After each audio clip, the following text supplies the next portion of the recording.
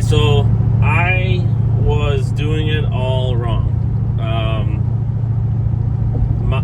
My fault for not understanding, but it's kind of at a weird angle, I feel like. Maybe that's better, I don't know. But so we got some new pricing, little bump on some of the units and stuff like that. We have like a pricing sheet, and on our pricing sheet, I always thought that because I'm non-CDL, that I got a certain number, and then the CDL guys got a certain number. And I got off the phone with my dispatcher, and I was misunderstanding a little bit. The new pricing sheet has like less than 10,000, greater than 10,000, and I was confused by it because I wasn't on. And then there's still CDL pay. So I was confused, and I had sent the text message just asking, less than 10,000, greater than 10,000, is that based off dry weight or GVWR? And a dispatcher called me and just said, just explained it's based off the GVWR, and that he said that's how it always was, but it was just labeled Class D and CDL or whatever, and now we're getting a bump in pay for the triaxle trailers or a park model trailer. So those ones it's actually $225. I thought it was $220 a mile. So we're getting basically 25 cents more per mile than like a small unit. But where I screwed up was I was always paying myself for Class D no matter what I was pulling. And if it was higher than GVWR of 10,000 pounds, I should have been upping the pay on the unit, and I wasn't doing that. So I could probably go back and figure out like how much I lost, but I don't think I really want to do that, because it'll probably just make me sick. So, but moving forward, even a trailer like this, where it has a dry weight of 9,300, the GVWR is going to be over 10,000 pounds, so it's going to pay more than, say, a 19-foot Coachman Catalina that has probably a GVWR of 5,500 pounds. So, like I said, I screwed up. I was doing it all wrong. It's on me for not really understanding or not asking the questions. When I was going over the paperwork in the beginning with my dispatcher, but it's not the end of the world. Like I say a lot, it is what it is, but moving forward, it'll be nice to know that it does pay better to pull something a little bit larger. And like the 25 cents a mile that we're going to get for like a triaxle trailer, I don't think I've ever pulled a triaxle, because that probably would put me in a situation where I needed to have a CDL, whereas I can pull the park models and still be under my GVWR combined weight, because my truck's, I think, is 11.5 if I remember right. Now, if I was pulling with a dually, I would exceed that 26,000 pounds GVWR, because probably you're going to be, around that like 14,000 to 15,000 GVWR on a dually. So,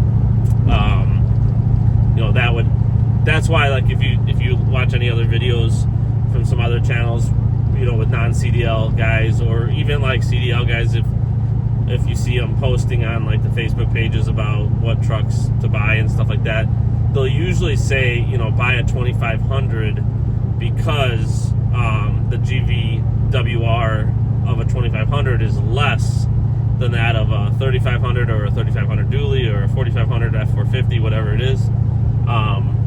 So what ends up happening is if you're a non-CDL driver, you can actually tow a heavier trailer because, you know, you're not using up so much of the GVWR on the truck because it's lower basically, and it leaves you more room for the trailer's weight. So hopefully that makes sense. And it's not that the dry weight, it goes off of the, you know, the gross vehicle weight rating, which is higher than what the dry weight is, obviously. So but yeah, thought I'd make that video. Like I said, if I wanted to feel like I got kicked in the nuts, I could go back and add up all the money I left on the table. But rather than do that, I would rather just move forward and look at it as a positive. You know, look at it as like a pay raise, I guess, for doing the same work that I've been doing. Yeah, that's about all the video was about. It's just so the positives are I'm gonna make more money, and then we did get a raise, an actual raise on pay rate for park models and triaxle trailers.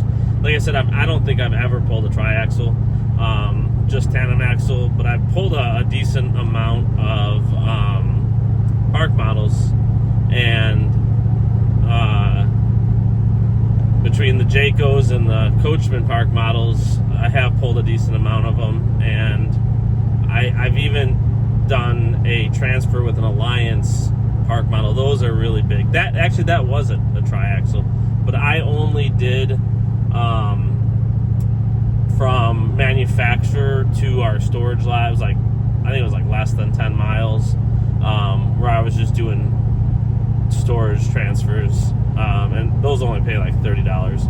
I've only done it that one time. I moved 2 units to our storage lot, and I haven't been asked to do that again. So I'll do it if I get asked, and I can make the hours work and stuff. But I'll say that doesn't really pay enough to make it worth it. At $30 a pop, I was only getting like one done an hour. It was like one every like 35 to 45 minutes. So it really wasn't worth the $30 to transfer. But you know, I was able to get 2 done, grab a unit, and make a delivery within my, you know, my 11-hour driving window. So it added $60 to my day, which, you know, it makes a difference. Covered some fuel or whatever, but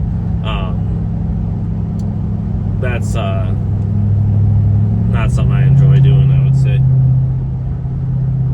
But yeah, so I think it's positive, with a little kick in the nuts, knowing that I left some money on the table. But looking forward to see how that impacts my, you know, my gross for the weeks. Like this week, it's going to be a big impact because I'm pulling, you know, three park models this week, so I'm getting 25 cents extra per mile pulling those park models. And I kind of mentioned that to my dispatchers, like, yeah, it pretty much just covers the fuel, you know, like I think it's like $62.50 going to Slinger, Wisconsin extra, and it's like, you know, maybe a little bit more than just the fuel, but it's not like a huge impact. Like, it, you know, you might get a little bit more than the fuel, but he brought up a good point that you also add time, and that's definitely true, because, like, you know, you can't pull the park models as fast as you can pull, you know, like a travel trailer or even a fifth wheel. The park models really kind of, like, my sweet spot is somewhere in that 60 to 65, depending on wind and just conditions and stuff like that. But you know, generally speaking, if it's like a 4-hour delivery for me from, say, like Middlebury to wherever I'm going, it's with a park model, it's probably going to take like 4 hours 45 minutes, maybe even 5 hours. And that's assuming you're not dealing with wind and stuff like that. If you start to deal with like wind and all that, you're gonna kick that time up even further. But yeah, so it's good to know. Let me know what you think in the comments. Roast me if you need to that I left some money on the table, but